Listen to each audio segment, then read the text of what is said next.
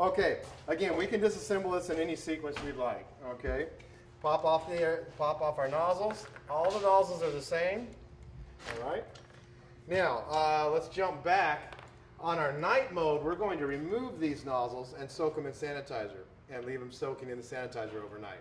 All right, because what residues in here is not being refrigerated. So again, and that jumps back to this.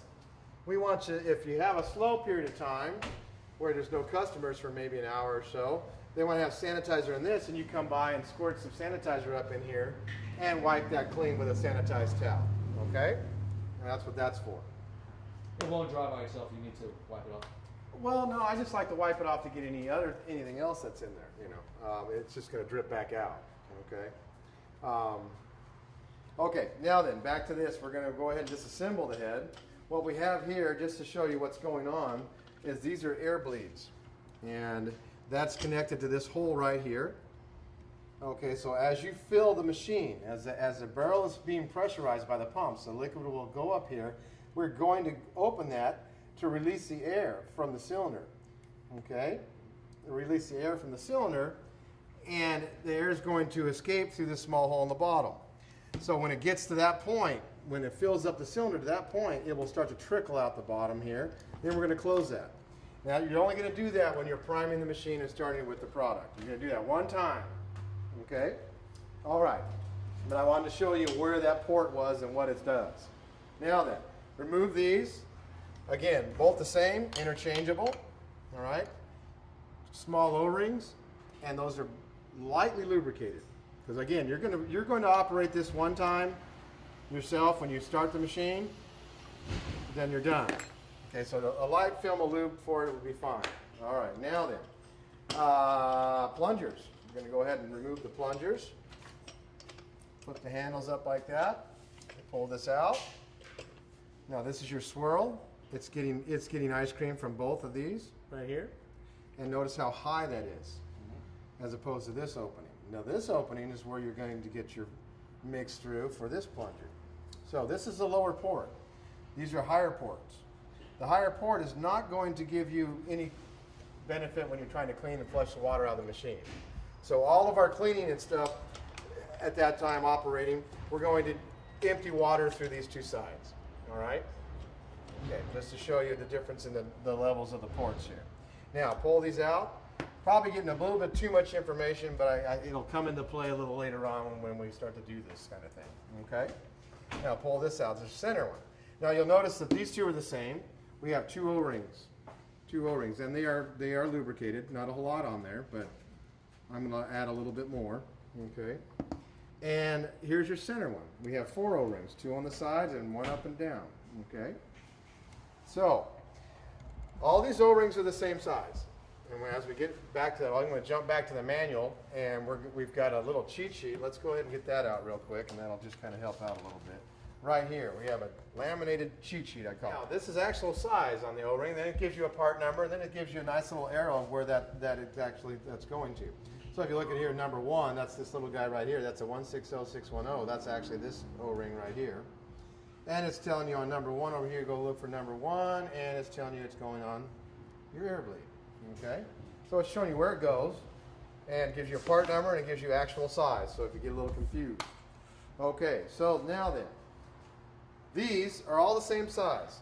It's a 160501, which is setting right here, and it's going on all these O-rings are the same size. And so as we remove them, we can just throw them in a pile, and we can put them all back on, and they don't have to go in the same spots. All right?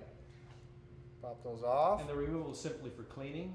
Correct. Okay. And we're going to remove these because you're going to have yogurt underneath their product. You're going to have assembly lube. That's all going to be cleaned off of there. How often? I like to see it done twice a week. Okay, so, and again, we're going to remove, this is where you really need the little tool. I'm going to pull those off, set those aside, okay. And we'll just do one at a time. So that's done, and the same thing. As you notice, I'm pulling this one off first. That's going to roll over the top of the other one. And as I put them on, I'm going to put this one on first, and this one's going to roll over the top of that. so you don't have to Do you put have to them be on. careful with that tool so as not to damage the... It's designed for that. It's not sharp. It should be okay. Now, just an FYI, if you have product dripping, you have an O-ring. It's an O-ring issue. You have a damaged O-ring. If it's dripping from here, it's going to be this O-ring, this plunger. If it's dripping from that hole back here, it's going to be your air bleed. If it's coming from behind the head, it's going to be one of these large O-rings. Okay, so wherever it's coming from, you got a bad O-ring. So that's the only reason it's going to leak. Okay, now then, we can remove the handles or these things. We can pull off the big O-ring, and again, here we are, actual size. Okay, so there you go. Now I've removed just one of them, but you'll see that we have a film of grease on here. We're going to wash this entire head, and I would get a larger brush with a handle on it so you can do the big areas. And then you're going to go ahead and use the smaller brushes for our ports. So anywhere the ice cream travels, we're going to brush. We can't just run and rinse with sanitizer. We have to brush. So run through here, here, here, okay? You can also remove the handles. Now you'll notice, I'm jumping back and forth, that this one's longer. That's your center handle. These two are the same, but that center one's longer. Okay, so I'm gonna pull those off. And if you don't make a mess there. All right. Now, as you can see, these are identical, and that one's a tad bit longer. Okay, so that's gonna always go in your center. These are interchangeable, side to side. All right. This is a little bar and has a couple of spring balls that hold it in. Okay. Now then, now we have the head all broke down, and now we start to clean it. Go ahead and run those through there. I would also, anywhere the ice cream travels, we're going to run the brush. And if that doesn't fit, let's get a smaller one. Okay. Zip, zip, zip. Also with that hole, go ahead and get that small air hole right there, and then the air holes over here, same thing. Okay, run it through the air bleed port on both sides, and through the large ports down here, and it's a visual. I mean, look for residue. You know, that's what you're looking for. That's where your bacteria is going to be harbored. So it's definitely a visual. Start looking at these parts, brush them, pull them out of the soapy water, take a look, make sure they're clean. Top areas here, inside the port, or inside the handle hole. Okay, so that's very important. This is not being cooked, folks. This is not being cooked. This is a dairy product, and if you leave any residue, you're going to introduce bacteria into your new product. And let's not do that. And we can make some people pretty sick with doing that. Okay, so you got to take some personal pride. You got to take some personal care into this. A lot of the most susceptible people to food poisoning is your children and your older folks, and they're the ones that are going to be most of your customers. If that is so crucial, why not clean the machines every day? Is that just manpower? If you want to clean those things every day, then that is great. Okay. I'd love to see that. So the more you clean it, the better for the machine. Correct. And the health of people. Correct. Okay. Correct. And a better product you're going to make. So you cannot over clean a machine. You cannot over clean a machine. We've cleaned this whole thing. We've gotten it. We've taken a real good look at it and all our little nooks and crannies, and we look pretty clean. Now, when we're washing these parts, we're taking them back to the sink with hot soapy water, dish soap. Hot water to wash the parts. Cold water to run through the machine. No hot water in the machine itself. Okay? All right. Now, this is the head. We're going to reassemble, put it together, because we have a back and a front to this machine. So we're going to go around the back side and pull the pumps out. Okay, but I want to get done with this, reassemble this, then we're going to have to change locations. Okay? All right, so let's go ahead and put this together, and we'll re-lubricate. Now, again, put it together in any sequence you'd like. They're all going to go in separate spots. So put these O-rings on, and you can use your fingers or the O-ring tool, whichever's easiest for you. Okay, now put that over that, and again you got to stretch those over there. They're pretty tight. And now the two side ones, again, they're all the same size, so you put them in a pile and put them back together any way you like. Okay, that goes over the top and rolls over the top of those and snaps into place.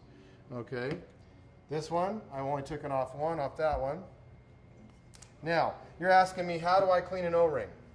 I get it inside of it, take a clean towel and have soapy water on it or sanitizer, and literally take that small O-rings inside there and do that, you know, wipe, and then it's a visual. Look at it, if it's clean, you're good. You can't scrub it with a brush, it's too small.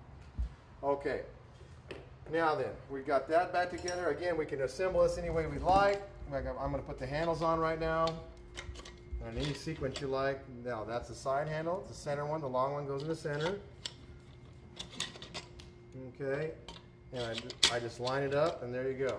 And I can set it like that. Okay, now lubrication. Get our lubricant out here. Now this is what the customer is going to be operating at self-serve. They're going to be pulling these handles. So you want to get a pretty good little bit of lubricant on there.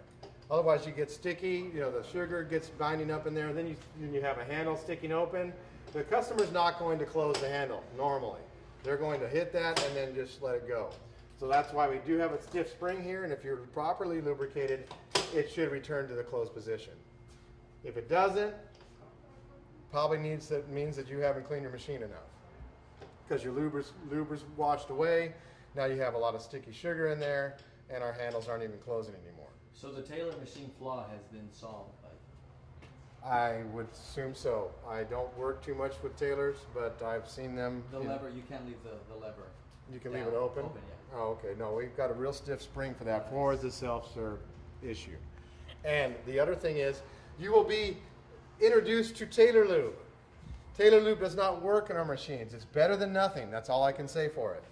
They have different O-rings and they have different design for it. We have bigger O-rings and we need a longer lasting, thicker grease. Petrogel is what we strongly recommend. Again, if you run out of this and you have a tube of Taylor Lube, we got to use something. Okay, but this is going to save you problems, all right, with our machines. Now, let's go ahead and put some on here. You get that? Okay, that's plenty. Maybe a little bit overkill, but that's plenty. Again, this is a self-serve operation. You yourself are not operating these machines. Your customers are. So you want that to be as easy as possible for them.